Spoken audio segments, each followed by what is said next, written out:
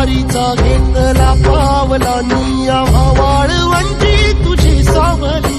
गळा भेट घेण्या भीमेची निघाली तुझ्या नाम घोषात इंद्रायणी